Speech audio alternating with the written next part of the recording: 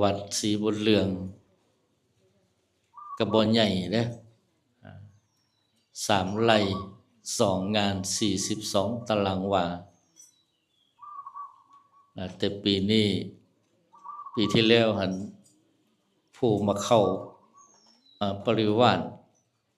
ประมาณ33 รูปแต่ว่าปีนี้ลดลงมาเหลือเท่าไหร่บ่ล่ะ29บ่ฮะ30เนาะลดไป3เมื่อวานเมื่อก่อนมีครูบาอาจารย์เพิ่น เอารถส่วนตัวมาฮอดมาจอดเพิ่นเบิ่งสถานที่เบิ่งคับแคบเพิ่นก็เลยกลับเพิ่นไปหาหมองใหม่โอ้กรรมฐานเลือกอยู่เนาะว่าถ้าจริงกรรมฐานนี่การปฏิบัติเพิ่นว่าบ่เลือกสถานที่ที่ปฏิบัติได้ทุกหม่องเพิ่นว่าบ่มีหม่องจอดรถเพิ่นว่า นี่บ่แอกบ่บอกไปจอดโพ้นไปลงฝุ่นทางอันท่าน้ำก็ได้สิเนาะเอาไว้ทางข้างหรือต้นไผ่ก็ได้หั่นนะคือว่าแล้วเพิ่นก็ห่วงรถเนาะเอารถมาเฮ็ดให้สิเป็นกรรมฐานบัดนี้ห่วงหม้องนั้นห่วงหม้องนี้ ที่จริงกรรมฐานบ่ได้เรื่องยากเด้ง่ายๆนี่กรรมฐานนี่ ก็เลยลดจากปีที่แล้วเหลืออยู่30ผู้เขาประพฤติวัดปฏิบัติธรรมอาจารย์กรรมก็10 กว่ารูปเมื่อวานลงอุโบสถนับเบิ่งหลวงปู่เยี่ยมก็บ่ได้อยู่นี่พอดาวก็บ่ได้อยู่ก็ทางปฏิรูปกับทางไอ้ทบก็มีแต่อาจารย์พ่อครูเพิ่นมาก็ได้45 รูปเมื่อวานลงอุโบสถนะแต่ว่าแม่ชีแม่พราหมณ์จักเท่าใดบ่ล่ะใหม่ๆก็ยังบ่หลายดอกก็สิค่อยทยอยมาเนาะฉะนั้นบุญบ้านเฮาเด้อวันเวลาและโอกาสบ่ได้ท่าบ่ค่อยมีเด้บ่ค่อยมีเท่าใดได้ปีหนึ่งจะมีเทื่อหนึ่งหั่นนะถึงเพิ่นมาในวันที่27มื้อเดี๋ยววันที่เท่าใดที่3แล้วเด้อนี่เนาะสิโอคืนหลังก็บ่สามารถที่แก้ไขได้เด้ก็พยายามทำเด้อทำปัจจุบันให้มันสมบูรณ์ก็ถือว่างานประพฤติปฏิบัติบุญประจำปีคือเฮาผู้ใดมาร่วมงานเมื่อคืนท่านนายกเทศบาลเทศมนตรีตำบลหาดแพงเพิ่นกล่าวรายงานประธานฝ่ายฆราวาสเป็นอย่างเฮาจังจัดงานปฏิบัติธรรมมันมีเหตุมีผลเป็นอย่างจัดหลายมื้อเนาะเบิ่งดูก็ว่าบุญประจำปียังเก่งก็จักมื้อไม่ออก2 มื้อบ่2 มื้อ2 คืนเต็มที่ก็3 มื้อเนาะเพราะว่าเอาบุญส่วนหลายก็ซ้ำนั่นเด้แต่ว่าคันเฮาสังเกตเบิ่งบุญอันนั้นก็บ่ได้ว่าไผเด้เนาะแต่ว่าความเป็นจริงมันเป็นจังซั่นนะมันเจือไปด้วยเนาะมันมี2 อย่างนะบุญกับบาปนี่อาตมาเคยไปโพ้นอยู่สิไดบ่ล่ะเพิ่นเอาบุญเนี่ยวัดก็ถือว่าวัดถูกต้องตามกฎหมายมีโบสถ์มีหยังจบเจือเด้บัดนี้เพิ่นที่สร้างศาลาบัดนี้เชิญประธานใหญ่มาร่วมนะตอนแรกก็ไปร่วมนะเพิ่นนี่แล้วเพิ่นพาไปก็ไปไปนอนไปพักอยู่กุฏิเจ้าอาวาส ในช่วง5 โมงคือสิ6 โมงเลยก็สิ6 โมงนี่แหละมีปิกอัพคันหนึ่งถอยเข้าไปกุฏิเจ้าอาวาสไปเปิดเบิ่งหั่นโอ้ยมีแต่น้ำเด้น้ำขาวก็มีน้ำสีก็มีหลายตาคือกันเด้หลายยี่ห้อเพิ่นเอาบุญอยู่ได้เนาะบัดนี้เนาะว่า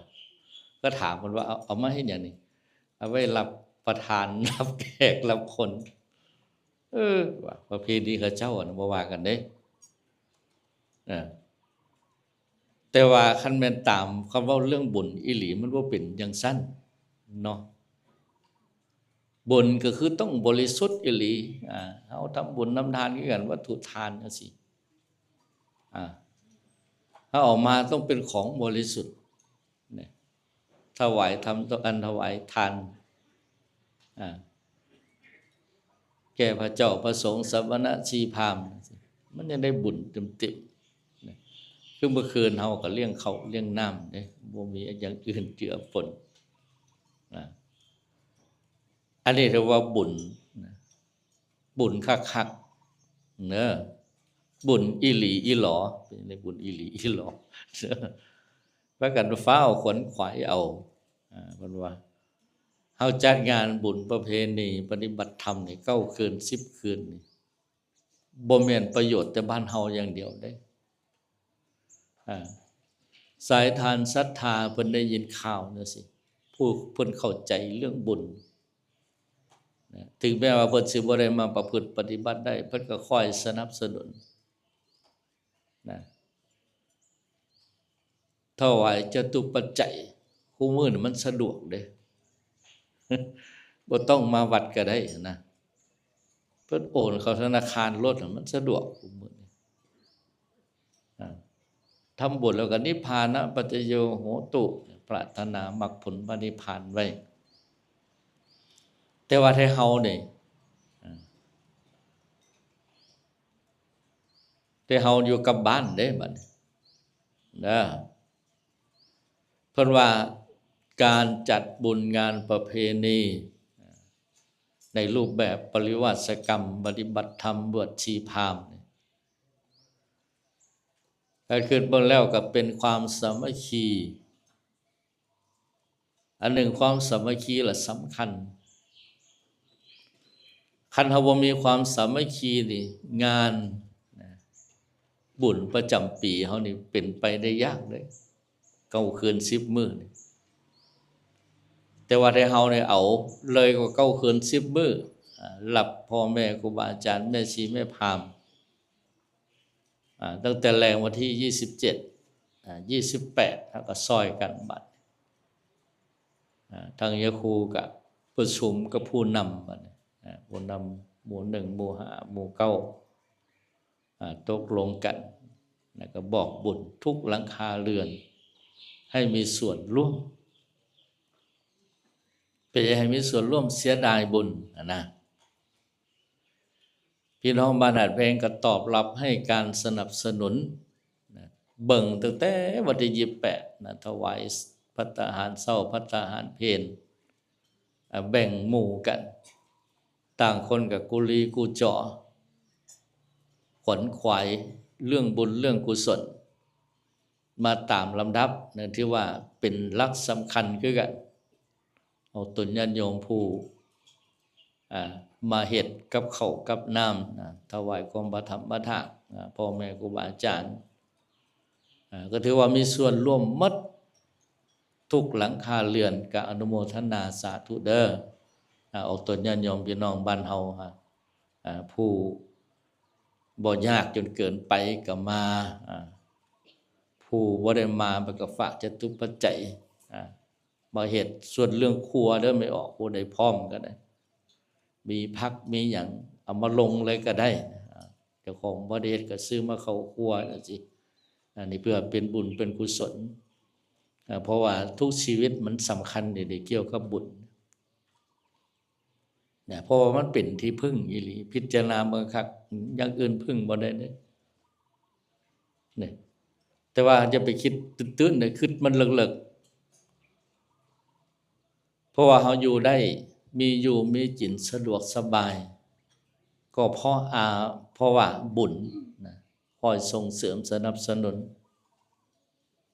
แต่ว่าคันบุญน้อยมันอยากลำบากเอาไปว่าหมดบุญเพราะว่าหมดบุญก็มีเนาะภาษาเว้าเนาะเป็นจังได๋คนหมดบุญคนเซาหันใจเนาะ บ่แม่นเด้อมันยังมีบุญอยู่บางคนก็ไปเสวยบุญเด้เพิ่นไปเสวยบุญได้บางคนก็ได้เพิ่นบ่อยากอยู่แล้วหมดถึงเวลาเพิ่นแล้วหั่นนะหมดเวลามาฆ่ากำไรของชีวิตอยู่ในเมืองมนุษย์เพิ่นก็เลยไปก่อนก็มีจังซี่นะอันนี้บุคคลผู้รู้จักบุญก็ได้แต่ว่าหลายๆคนนะก็บ่ค่อยมีโอกาสนะบ่คือพี่น้องบ้านหาดแพงเด้คันว่าตามหลักก็ได้หลายๆชีวิตก็บ่เคยได้สัมผัสบรรยากาศบุญจังซี่นะเพราะว่าบุญประพฤติปฏิบัติคันได้เฮาบ่ได้ลงมือจังซี่นะก็สิฟังแต่ยาครูเว้าอยู่ประจำลกนั่งอยู่แต่ว่าหังยังบ่ถึงซึ่งความสงบจักเทื่อก็ยังบ่อยากเชื่อเด้แม่นบ่เพิ่นเว้าก็ยังว่าเว้าบ่ให้เชื่ออย่าให้พากันลงมาประพฤติปฏิบัติส่วนเฮาอันถวายของธรรมทานเนี่ยเป็นเรื่องปกติที่เฮาอยู่ประจำได้การรักทานรักษาศีลนี่เฮาพอเฮ็ดได้อยู่แต่ว่าการประพฤติปฏิบัติมาเดินจงกรมนั่งสมาธิภาวนาอยากให้เฮามาประพฤติปฏิบัตินี่คือพระเดชพระคุณหลวงตาเพิ่นมายามใดเพิ่นสิย้ำเป็นหยังว่ายังย้ำดูเพราะว่าเพิ่นเมตตาตัวแต่เฮาบ้านเฮาเพราะว่าพ่อแม่เลี้ยงลูกเพื่อสิ่งใหญ่แต่ละคนเนาะบุญก็เฮ็ดบาปก็ทำคือกันมันมาคู่กันเฮ็ดจังได๋บัดนี้ เฮ็ดจังได๋บาปมันยังสิหมดนะให้ทานซื่อๆก็บ่หมดเด้รักษาศีลก็บ่หมดเด้จะต้องมีการเจริญภาวนาคันเจริญสมถะนี่ก็ยังบ่หมดอยู่เด้แค่จิตใจมันสงบซื่อๆนี่ก็ได้ จะต้องเจริญวิปัสสนาภาวนากว่าย่างหนอซาย่างหนอเบิ่งไปเบิ่งมามันเกิดสติเกิดปัญญาได้บัดมันเข้าใจว่านะโตเฮามันบ่มีหยังมันมีแต่รูปกับนามนะธาตุ4ขันธ์5เด้อไปพิจารณามันก็คักเด้อตั้งแต่เมื่อเกิดจนฮอดพุ่นแล้วเพิ่นไปพาไปบ้านหลังสุดท้ายพุ่นแหละจนพาเพิ่นปาเก็บดุเก็บเดี่ยวพุ่นแหละมันแม่นคือโยครูว่าบ่แม่นเด้พิจารณาเบิ่งคักๆเมื่อมันเข้าใจจังซี่มันสิค่อยละค่อยวางเด้คนทั้งหลายหรือว่าชาวโลกเฮานี่มันเป็นทุกข์ย้อนหยังทุกข์เพราะความอยากเพราะตัณหาคันอยากหลายก็แห้งยากเพิ่นว่า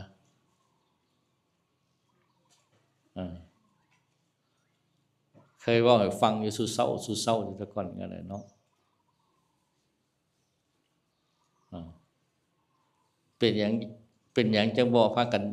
นหยุดความอยากมันเป็นไปได้ยากว่าอีกแล้วเนาะ นี่มันเป็นเรื่องปกติของชาวโลกของเกิดขึ้นมากับตั้งคนก็พยายามตั้งทำมาหาเลี้ยงชีพเพิ่นว่าความเป็นอยู่แล้วนี่เกิดมาเป็นมนุษย์ก็ยากเหมือนเว้าควบเหมือนเว้าการเป็นมนุษย์มันยากส่ำใดติขนาดเกิดเป็นมนุษย์มันยากแต่ว่าการความเป็นอยู่ก็แฮงขึ้นยากคือกันนี่นะการสิอยู่เกิดมาเป็นมนุษย์แล้วสิดำรงชีวิตอยู่ในคันลองของธรรมนี่เป็นสิ่งที่ทำได้ยากอีกเห็นบ่มีแต่แนวยากๆเนาะ เพิ่นว่าหยุดอยากยากก็หยุดนี่สิเซาอยากได้ซั่น หยุดอยากยากก็หยุดเพิ่นว่าแต่ว่าคันเฮา บ่มาเดินจงกรมนั่งภาวนาจนวิปัสสนาญาณเกิดขึ้นมันก็สิเข้าใจยากคือว่าหั่นล่ะฉะนั้นเด้อแต่เฮามีโอกาสแล้วคันบ่ได้มาอยู่นำเพิ่นตลอดก็ตอนแรกจังซี่นะเพิ่นก็อยู่บ่เดึกดอก3 ทุ่มเพิ่นก็พาแผ่เมตตาแล้วทำวัดสวดมนต์แล้วก็ฟังเทศน์หลักการประพฤติปฏิบัติในช่วงเย็นนะแล้วก็เดินจงกรมนั่งสมาธิภาวนาว่ายังหนอสายยังหนอว่าสำนึกจิตมันลงเลยนั่นมันเป็นการพักผ่อนไปในตัวแต่ว่าใหม่ๆนี่ก็ยากอยู่ต้องเฮาฝืนนิดจักหน่อยก็คือเคยว่าวันฟังน่ะไปบวชทีแรกมันบ่เข้าใจเพิ่นพาย่างเฮ็ดหยังนั่งเฮ็ดหยังคือกันกับคนบ่มีเวียกเพิ่นบ่เข้าใจเด้ก็คือเจ้าของมันบ่เข้าใจอีหลีมันปึกบ่ซะดอกว่าบ่ได้ว่าผู้ใดเด้ว่าเจ้าของก็ว่าขวาย่างหนอหักจักอยู่ไสสติสตังมันอยู่สิใดพุ่นบัดมันก็บ่เห็นจักเทื่อละขวาย่างหนอซ้ายย่างหนอบาหามาดังบัดนี้เบิ่งพองหนอยุบหนอได้แต่ความคิดเศร้าคิดมันมีแต่ปวดบัดนี้โอ้ยความทุกข์เข้าครอบงำบัดนี้บางเทื่อก็บ่อยากปฏิบัติได้บัดนี้นั่งก็นั่งซื่อๆอยู่บ่ภาวนาเดินก็บ่ให้แล้วนั่งก็บ่ให้แล้วมันก็เลยบ่เข้าใจนี่ใหม่ๆมันเป็นอย่างซั่น แต่เมื่อเฮาปฏิบัติไปบัดสักมื้อหนึ่งบัดถ้าจิตใจเข้าถึงซึ่งความสงบแม้แต่หน่อยเดียวก็ตามเนี่ยมันก็เริ่มได้บัดเริ่มได้สัมผัสเลยเพราะว่าเฮานี่ส่วนหลายนี่คือเว้ามื้อนั้นล่ะถามไม่ออกว่าแต่เฮานี่พอความสุขที่แท้จริงแล้วบ่เกิดมามันเป็นจังได๋ความสุขที่แท้จริงความสุขที่แท้จริงเนี่ยมันบ่เจือด้วยความทุกข์จิตใจใสสะอาดบริสุทธิ์เฮ็ดจังได๋สภาวะตัวนี้มันสิอยู่นำเฮาได้ดลนะคันเฮามาเดินโยกมนั่งสมาธิภาวนายากได้สิได้สัมผัสเมื่อผู้ใดเข้าถึงจุดนี้แล้วบัดนี้มันจะคอยละคอยวางทางโลกมันจะเกิดความเข้าจิตเข้าใจเพราะว่าความสงบอยู่บ่อยๆมันจะเกิดปัญญาเนี่ยแต่ว่าส่วนหลายเฮาหันมันได้อยู่ความสุขแต่ว่ามันเจือไปด้วยความทุกข์แม่นบ่แม่นพิจารณามึงเด้อ สุขแล้วก็ทุกข์ทุกข์แล้วก็สุขสุขแล้วก็ทุกข์ทุกข์แล้วก็สุขมันเป็นอย่างนั้นเด้ร้องห่มร้องไห้พิไรลำพันธ์มันเป็นอย่างซี่ล่ะนะอันนี้บ่แม่นแต่เฮาเด้ทั่วโลกแต่ว่าเฮาสิมาสัมผัสความสุขที่แท้จริงสุขจะเกิดจากความสงบหน่อยแม้แต่พระสงฆ์องค์เนนก็เหมือนกันเด้เทื่อก็ได้แต่เพิ่นก็บ่ละความภาคเพียรพยายามเห็นบ่คุณแม่ชีคือกันเด้มีแต่ผู้อายุ17 18เด้นี่ แต่ว่ายอมรับคุณแม่ชีนี่เก่งเด้ตอนเช้าเนี่ยบางเทื่อมานั่งข่าวจนพ้นแหละรอท่าเนี่ยขนาดคนอยู่บ่ตีละครังเห็นบ่หรือว่าคิดว่ามันใกล้ฝั่งแล้วฟ้าวบ่วะ แม่นบ่เนาะฟ้าวผู้จักว่าบุญน่ะฟ้าวย่านมันบ่หันเนาะมันบ่แน่เด้ชีวิตคนเฮาเนาะแต่ว่ามันบ่แน่นอนนะ เออเดี๋ยวครูอยู่ได้นี่ย้อนเดี๋ยวเด้ย้อนไปข่าวเดี๋ยวเด้ไปบวชใหม่ๆเนาะพานปฏิบัติอยู่วัดพระพุทธสันติสุขนะบ่คือคุมื้อนี่ได้แต่ก่อนหั่นยุงกะหลายคือว่ามันฟังนั่นแหละย้านก็ย้านไปบวชใหม่ๆหั่นไปเห็นไม่ออกนี่2 ขายังบ่คัก3 ขาก็มียังบ่เห็นแต่4 ขานี่แหละ